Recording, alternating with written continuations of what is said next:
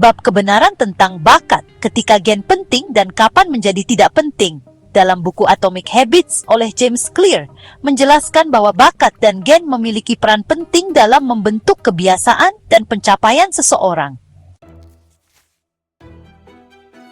Namun, faktor-faktor ini bukanlah penentu utama kesuksesan. Dengan strategi yang tepat, kita dapat memanfaatkan keunggulan alami kita dan tetap berkembang meskipun tidak memiliki bakat bawaan dalam suatu bidang. Banyak orang yang mengenal Michael Phelps sebagai atlet renang yang memenangkan banyak medali Olimpiade. Tapi hanya segelintir orang yang tahu Hicham El Guerrouj meskipun ia juga termasuk atlet fantastis yang memenangi 2 medali emas Olimpiade dan merupakan salah satu pelari jarak menengah paling hebat sepanjang masa. Kedua atlet ini sangat berbeda dalam banyak hal. Untuk sederhananya, yang satu berlomba di darat, sedangkan yang lain di air. Namun yang paling mencolok, mereka sangat berbeda dalam tinggi badan. El Guerrouj memiliki tinggi 172,5 cm, Phelps 190 cm. Meskipun berbeda hampir 20 cm, keduanya sama dalam satu hal. Michael Phelps dan Hicham El Guerrouj mempunyai jarak yang sama antara selangkangan sampai ujung kaki. Phelps memiliki kaki yang relatif pendek untuk orang setinggi ia dan torso yang sangat panjang, yang sempurna untuk berenang. El Guerrouj memiliki kaki yang luar biasa panjang, tapi bagian atas tubuh yang terbilang pendek, kerangka yang ideal untuk lari jarak jauh. Sekarang, bayangkan seandainya dua atlet kelas dunia ini bertukar cabang olahraga. Dapatkah Michael Phelps menjadi atlet pelari jarak jauh kelas Olimpiade dengan pelatihan yang memadai? Rasanya mustahil. Sama halnya, El Guerrouj mungkin pelari terbaik dalam sejarah, tapi ia pasti diragukan akan pernah menjuarai Olimpiade sebagai atlet renang. Perenang cenderung tinggi dan memiliki punggung serta lengan panjang, yang ideal untuk menarik beban dalam air. Rahasia memaksimalkan peluang sukses kita adalah memilih bidang persaingan yang tepat. Seperti dalam olahraga dan bisnis, ini berlaku pula untuk perubahan perilaku.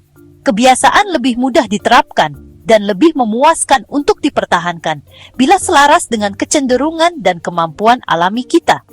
Seperti Michael Phelps di kolam renang atau Hicham El Guerrouj di lintasan lari, kita ingin bertanding dalam bidang tempat peluang kita layak diperhitungkan. Pengambilan strategi ini menuntut kita menerima kebenaran sederhana bahwa orang dilahirkan dengan kemampuan berbeda-beda. Kekuatan genetika adalah juga kelemahan. Gen tidak dapat diubah dengan mudah, yang berarti gen memberikan keunggulan dahsyat dalam situasi tertentu, sekaligus menjadi penghalang serius dalam situasi yang tidak selaras. Jika kita ingin menjadi bintang bola basket, memiliki tinggi 210 cm sangat menguntungkan. Namun, jika kita ingin menjadi bintang senam, tinggi 210 cm merupakan penghalang besar. Lingkungan kita menentukan keselarasan gen kita dan pemanfaatan bakat-bakat alam kita. Ketika lingkungan kita berubah, begitu pula kualitas-kualitas yang menentukan kesuksesan. Hal ini berlaku tidak hanya untuk karakteristik fisik, tapi juga untuk karakteristik mental. Orang yang berada di puncak suatu bidang persaingan tidak hanya sangat terlatih, tapi juga sangat sesuai untuk tugas itu.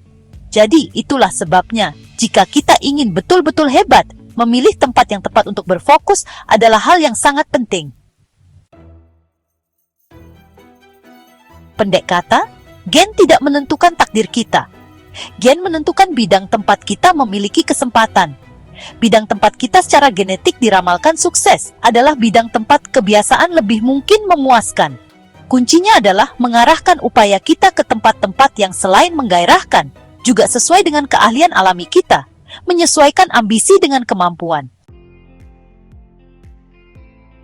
Cara kepribadian berpengaruh terhadap kebiasaan. Gen-gen kita bekerja di bawah permukaan setiap kebiasaan. Sesungguhnya lah, di bawah permukaan setiap perilaku.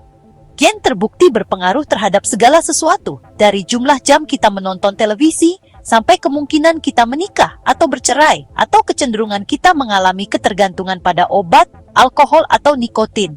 ada komponen genetik yang kuat tentang seberapa besar kepatuhan atau perlawanan kita sewaktu berhadapan dengan otoritas, seberapa rentan atau kuat kita menghadapi peristiwa-peristiwa yang memicu stres, seberapa proaktif atau reaktif kecenderungan kita, dan seberapa asik atau bosan kita ketika sedang mendapatkan pengalaman sensoris seperti menonton konser. Sebagai gabungan, kumpulan bakat genetik kita yang unik akan menentukan kepribadian khusus kita. Kepribadian kita adalah seperangkat karakteristik yang konsisten dari situasi ke situasi. Analisis ilmiah paling terbukti tentang bakat kepribadian dikenal sebagai Big Five, yang diuraikan menjadi 5 spektrum perilaku, yaitu 1. Keterbukaan pada pengalaman. Dari rasa ingin tahu dan inventif di ujung satu, sampai hati-hati dan konsisten di ujung lain. Kehati-hatian dari terorganisasi dan efisien, sampai santai dan spontan. 3. Ekstroversi, dari senang bergaul dan bersemangat, sampai senang menyendiri dan serius. 4. Kecuali ramah dan mudah berbelah rasa, sampai sulit dan egois. Neurotisisme, dari cemas dan peka, sampai percaya diri, tenang, tentap.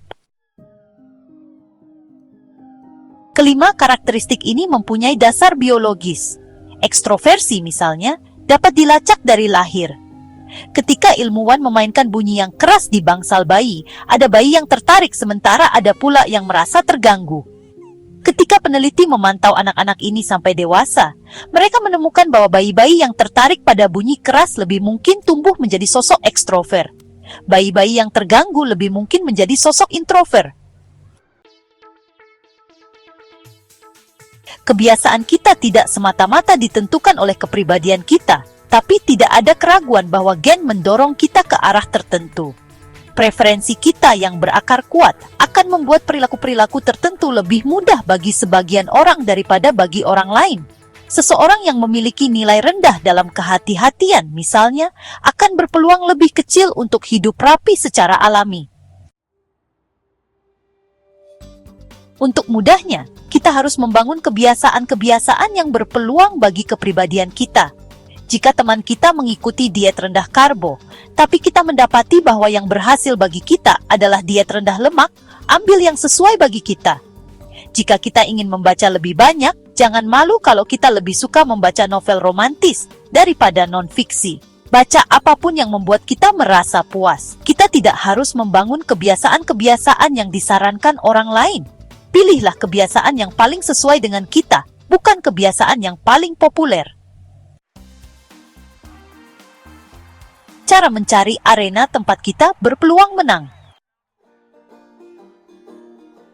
Mendapatkan arena tempat kita berpeluang menang sangatlah penting untuk mempertahankan motivasi dan membuat kita merasa sukses. Menurut teori, kita dapat menikmati hampir apapun. Dalam praktiknya, kita lebih mungkin menikmati hal-hal yang memudahkan kita. Orang yang berbakat dalam suatu bidang cenderung lebih kompeten dalam tugasnya, dan karena itu dipuji karena hasil kerjanya baik. Mereka tetap bersemangat karena kemajuan mereka nyata, dan karena mereka mendapatkan ganjaran berupa gaji lebih baik dan kesempatan lebih besar, mendorong mereka untuk menghasilkan karya yang lebih bermutu. Ini lingkaran keberuntungan. Bagaimana kita memilih kebiasaan yang tepat? Langkah pertama adalah sesuai dengan prinsip hukum ketiga. Kebiasaan menjadikannya mudah. Ketika orang mengambil kebiasaan yang salah, berarti mereka mengambil kebiasaan yang terlalu sulit.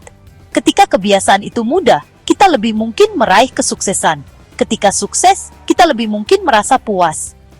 Kita perlu memastikan kita bermain di arena yang sesuai dengan persenjataan kita. Bagaimana cara membayangkannya? Pada awal aktivitas baru harus ada masa eksplorasi. Dalam perkuliahan ini disebut pengetahuan umum dan keterampilan intelektual. Dalam bisnis ini disebut split testing. Sasarannya adalah mencoba sejumlah kemungkinan, mencermati sebanyak mungkin gagasan, dan menebar jala selebar-lebarnya. Setelah babak eksplorasi awal ini, pindahkan fokus kita ke solusi terbaik yang telah kita temukan, tapi sesekali tetaplah bereksperimen. Dalam jangka panjang, Yang barangkali paling efektif adalah memperjuangkan strategi yang terkesan memberikan hasil-hasil terbaik pada sekitar 80 hingga 90% waktu dan bereksplorasi pada 10-20% sisanya. Ketika mengeksplorasi opsi-opsi berbeda, ada serangkaian pertanyaan bagi diri sendiri untuk terus berfokus pada kebiasaan dan bidang yang paling memuaskan bagi kita. 1. Apa yang terasa menyenangkan bagi saya, tapi sukses bagi orang lain? Tanda apakah kita sesuai untuk suatu tugas, bukanlah apakah kita menyukainya, tapi apakah kita mampu menangani pengorbanan untuk tugas itu dengan lebih mudah daripada kebanyakan orang lain. Pekerjaan yang tidak terlalu memberatkan bagi kita, tapi memberatkan bagi orang lain, adalah pekerjaan yang sesuai bagi kita. 2. Apa yang membuat saya lupa waktu? Flow adalah situasi mental yang kita masuki ketika sangat berfokus pada tugas yang sedang kita kerjakan sehingga lupa dengan urusan-urusan lain. Hampir mustahil mengalami flow, tapi tidak merasakan kepuasan dari suatu tugas, setidaknya sampai tingkat tertentu. 3. Di mana saya mendapatkan faedah lebih besar dibanding kebanyakan orang lain? Kita terus membandingkan diri dengan orang-orang di sekitar kita, dan perilaku yang lebih mungkin memuaskan ketika dibandingkan berarti sesuai bagi kita. 4. Apa yang datang secara alami kepada saya? Untuk sesaat, abaikan apa yang telah diajarkan kepada kita. Abaikan apa yang orang sekitar katakan pada kita. Jangan ada penilaian terhadap diri sendiri atau untuk menyenangkan orang lain.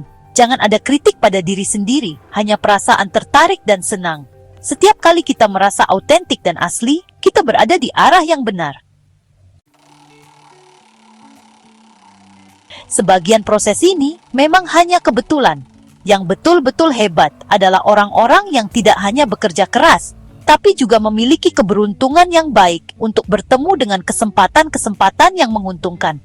Jika kita tidak berhasil menemukan arena tempat keberuntungan berpihak kepada kita, ciptakanlah arena itu. Air mendidih akan membuat kentang jadi lunak, tapi telur jadi keras.